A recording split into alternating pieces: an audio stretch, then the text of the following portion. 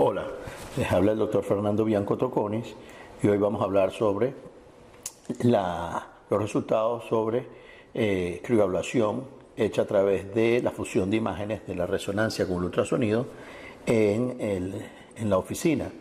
Esto es un procedimiento relativamente nuevo y ya tenemos una experiencia de 4 años con este procedimiento que vamos a compartir con ustedes. ¿Cuáles son las preguntas o los problemas relacionados con el cáncer de próstata? Bueno, es una enfermedad diagnosticada en 200.000 hombres anualmente en los Estados Unidos, donde se ha hecho mucha investigación al respecto. Es una enfermedad donde desafortunadamente la pervasiva palabra puede ser representa uno de los mayores hallazgos en la mayoría de los estudios.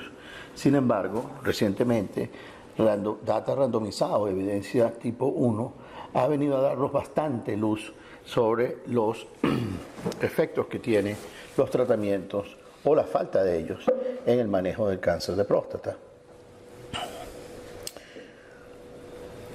Así, cuando vemos, por ejemplo, o evaluamos la historia natural del paciente tratado con cáncer de próstata, podemos ver que el individuo puede progresar por una serie de fases a partir de la determinación de su riesgo y donde existe un eventual diagnóstico. Esto después se puede manejar ya sea con intervención o con observación o con radiación. Y eso es el área donde el paciente pues, puede ser o la enfermedad puede ser erradicada. La otra punto que es muy importante es cuando el paciente puede tener una recurrencia bioquímica y donde eventualmente pues requiera la deprivación hormonal. Una vez que ocurre esa deprivación hormonal o se comienza esa deprivación hormonal que implica castrar al paciente, donde sus niveles de testosterona disminuyen como una manera de disminuir la progresión del cáncer, el paciente entra en otro ciclo donde definitivamente hay un impacto bastante prominente sobre la calidad de vida. Y si su enfermedad progresa, eventualmente va a requerir de quimioterapia o de los nuevos moduladores androgénicos como la abiraterona o la enzalutamida.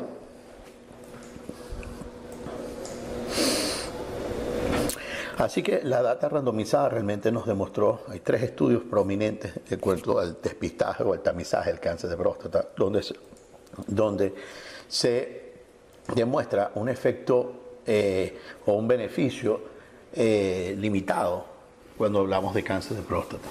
En ese sentido tenemos el estudio europeo, el estudio americano y data que vino de lo que se llama del estudio preventivo.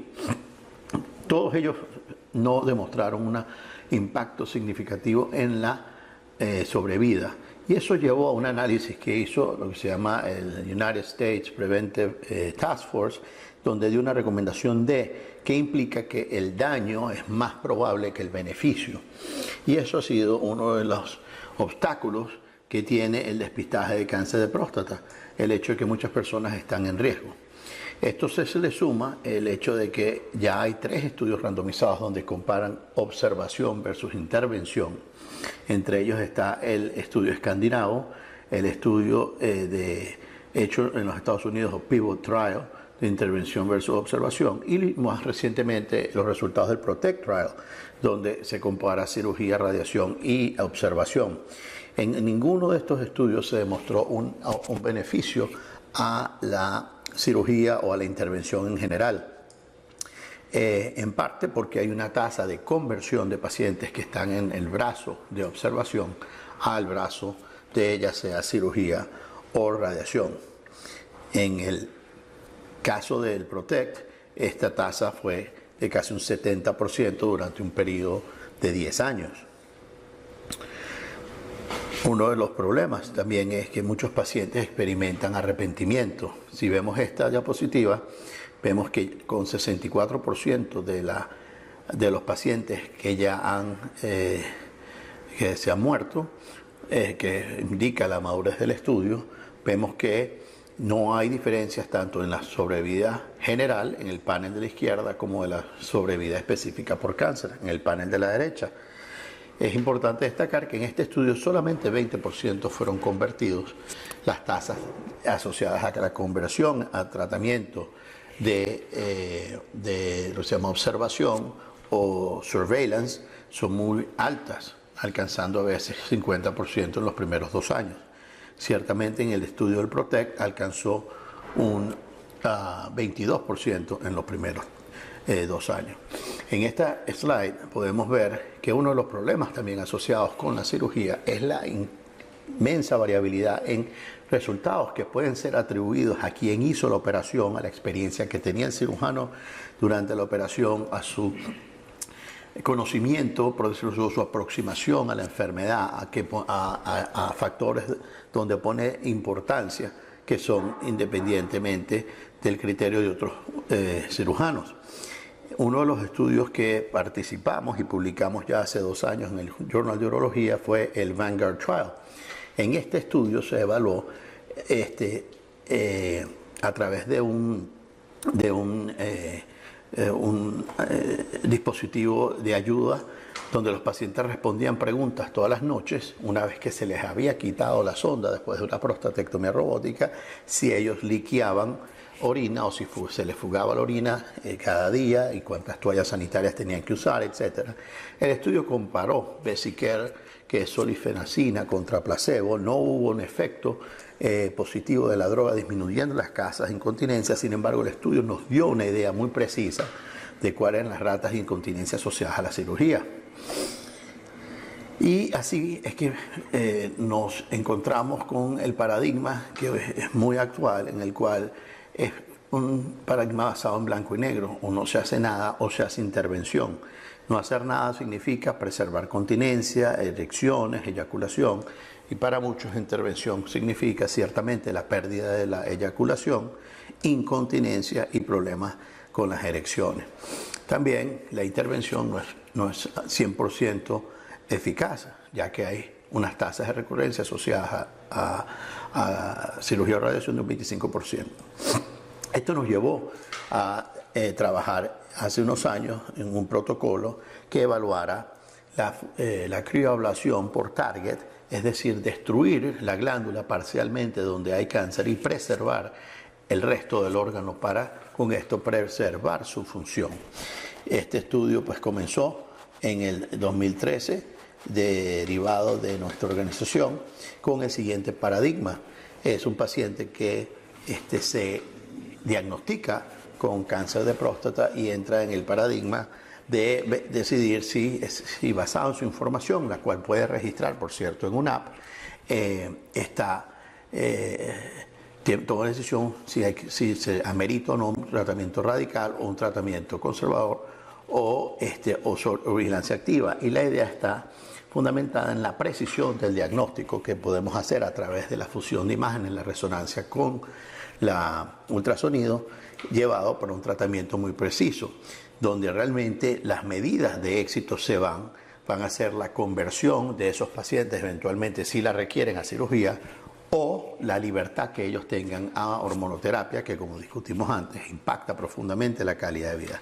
Este paradigma no es nuevo, lo practicamos en el cáncer de vejiga rutinalmente, donde se remueven estos tumores y se vigila activamente la vejiga sin tener que remover todo el órgano, a menos que las características del cáncer progrese o la agresividad de la enfermedad sea tal que nos lleve a tener que remover la vejiga. En el paradigma de Focalix, la idea es fundamentarse en la adquisición de imágenes, que debe ser con resonadores no menores a 1.5 teslas, preferiblemente 3 teslas, donde haya un estudio tanto de la parte anatómica como de la parte funcional de la glándula prostática. Esto se lleva a un procesamiento y de ahí se genera un plan que se puede ejecutar tanto para la biopsia como para el tratamiento. La idea es identificar las lesiones, sus relaciones con los paquetes neurovasculares y determinar, una vez de que han sido probadas que representan lesiones cancerígenas, si se pueden tratar de una manera segura, sin que haya mayor problemas con los pacientes. Este paradigma conmueve la fusión de muchas tecnologías o la combinación de muchas tecnologías. donde se necesita pues, el software de computadoras, computadoras de alta velocidad, junto con máquinas de ultrasonido de alta definición, esas imágenes donde se incorpora la resonancia, y luego pues las máquinas que nos producen la crioterapia. Y toda esa información se guarda en una app. Y la idea de Focalix en general, o nuestro planteamiento, es de que haya una reproducibilidad de la logística, es decir, limitar esa variabilidad que sabemos que existe y que está asociada a la mayoría de los procedimientos quirúrgicos complejos. Eso sí, necesita una resonancia que tenga unos estándares mínimos, que cumpla con esto, luego se procesa. Nosotros hacemos un outsourcing para la definición o la interpretación de esta resonancia, se ejecuta el plan, luego toda esa información se incorpora dentro del app, y aparte se permite una comunicación con el paciente, con sus elementos de calidad de vida, entre el médico y el paciente, sin que sea realmente invasivo. Y eso nos va permitiendo a ir evaluando todos estos procesos y a través de inteligencia inteligente y mejorándolos. Este es un ejemplo de un plan típico de crioterapia.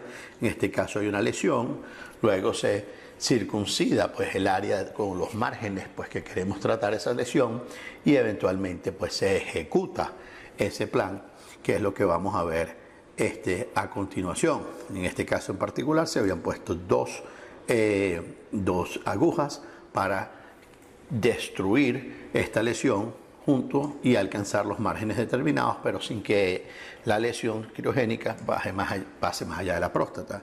Aquí entonces podemos ver en este video, pues lo primero que se hace es realmente hacer una evaluación de las agujas, determinar que van a trabajar bien.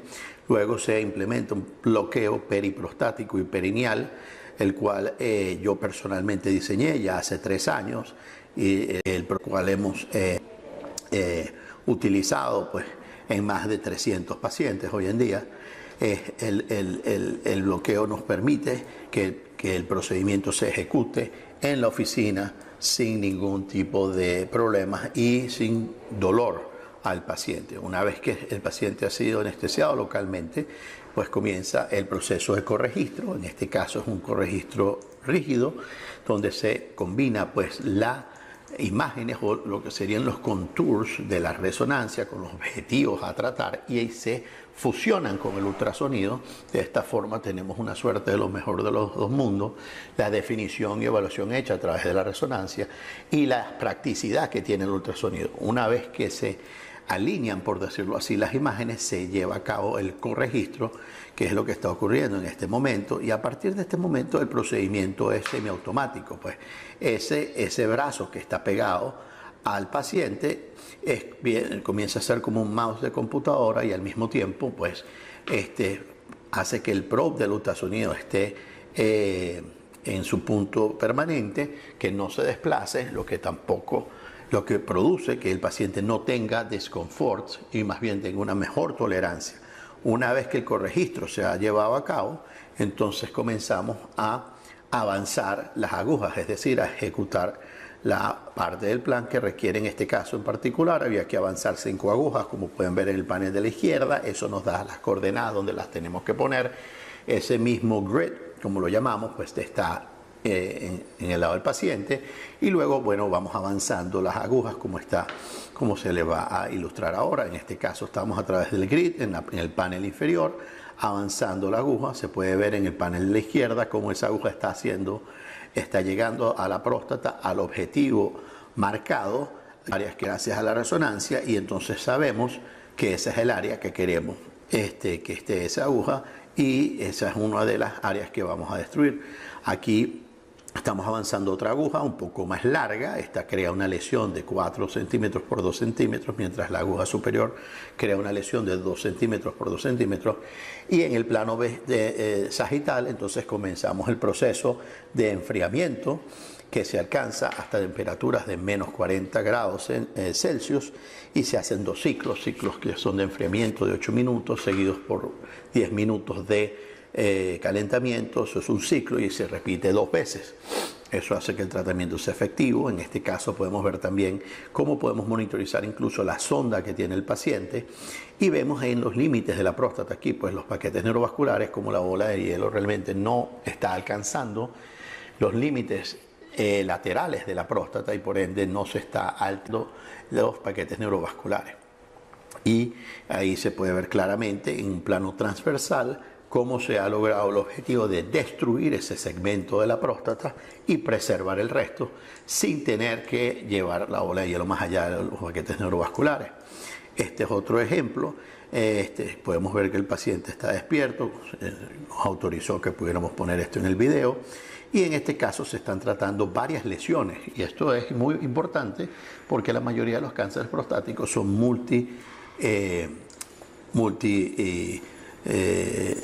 multisonales. Esta diapositiva muestra pues cómo se ve el antes y el después medido a través de la resonancia. En nuestro protocolo los pacientes se le hace un uroflujo donde se puede evaluar la mejoría objetiva y luego se les hace una biopsia al año a todos ellos. Aquí lo crítico es que la información que obtenemos está después pasada al app y en el app se registra toda esa información, viene a ser un auxiliar para el paciente y es gratis para cualquier usuario. Se puede descargar en Focalix, ya sea en el Google Store o en el App Store de iOS y tiene 3 pantallas. Los pacientes o usuarios tienen una pantalla particular y una vez que pasan a ser a estar con un médico de la red, entonces autorizan a ese médico que pueda agregar información adicional a sus profiles. Así tenemos que en los primeros 302 pacientes manejados desde el 2013 hasta agosto del 2017 con 349 procedimientos, podemos ver que hemos hecho pues tanto procedimientos de salvataje como procedimientos de muelle y ablaciones o glándulas totales en pacientes que tienen cánceres más avanzados y 247 pacientes que se han tratado con por fusión de target a través de la resonancia. Y en esto podemos ver que la media de la edad de estos pacientes ha sido 71 años con un rango intercuartil entre 64 y 77 años. Vemos que la media del PSA ha sido por debajo de 10 nanogramos por cc, con una media de volumen prostático, un averaje de 50 cc. Y la duración del tratamiento, podemos ver que la gran mayoría de ellos está debajo de la hora o la hora 10 minutos. Realmente hemos tenido un grupo bastante heterogéneo de pacientes, donde la mayoría son de riesgo intermedio, pero volumen limitado, e incluso hemos manejado un 15% de pacientes con alto riesgo.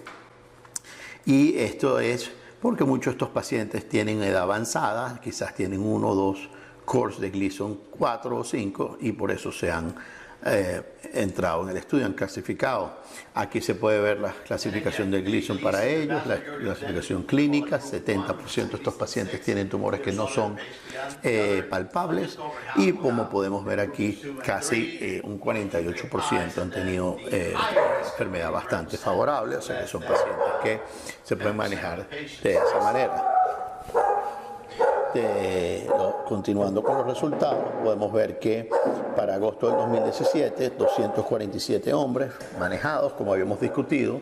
Los warmer uretrales solo se utilizaron un 8% de los pacientes y 30% de los pacientes fueron mandados a su casa sin Foley y con una media de 20 meses, 11% han requerido retratamiento y un 4% han requerido conversión a cirugía o radiación. Y desde el punto de vista funcional, un 54% de los pacientes han tenido una mejoría en sus flujos urinarios.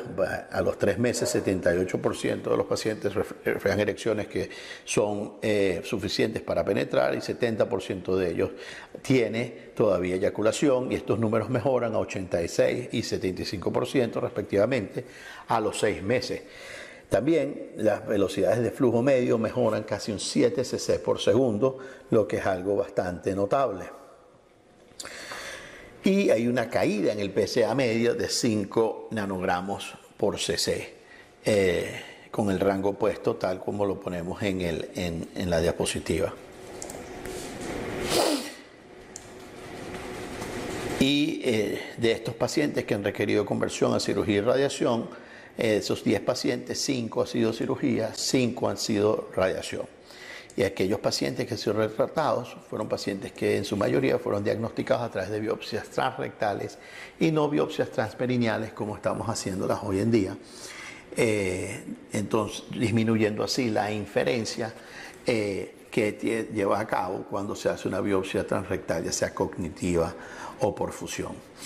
Por supuesto, hay ciertas limitaciones en nuestros resultados, ya que son muy tempranos, reflejan 2 años, reflejan un centro que es nuestro centro de Miami. Sin embargo, tenemos 2 centros activos hoy en día, uno en Miami, uno en Madrid y otro en la ciudad de Nueva York, la Universidad de Cornell, que comenzó hacer estos procedimientos este año. Y bueno, definitivamente esto tendrá que ser comparado con otras técnicas ablativas, pero uno de los aspectos más críticos es que podemos seguir a los pacientes a través del lab de Focalix. En conclusión, podemos determinar que el tratamiento de crioterapia por fusión de imágenes en la oficina trae grandes ventajas, evitando como morbilidades perioperatorias. Hay una mejoría en la función renal, en la función urinaria, hay una preservación de la eyaculación en la gran mayoría de los pacientes y de sus erecciones, y aparte tiene una app para el paciente que es una manera no intrusiva de poder hacer el seguimiento. Bueno, muchas gracias por haber compartido con ustedes. Aquí está mi email. Si tienen alguna pregunta, por favor, mándenla de esta forma. Muchísimas gracias por haber participado en este evento.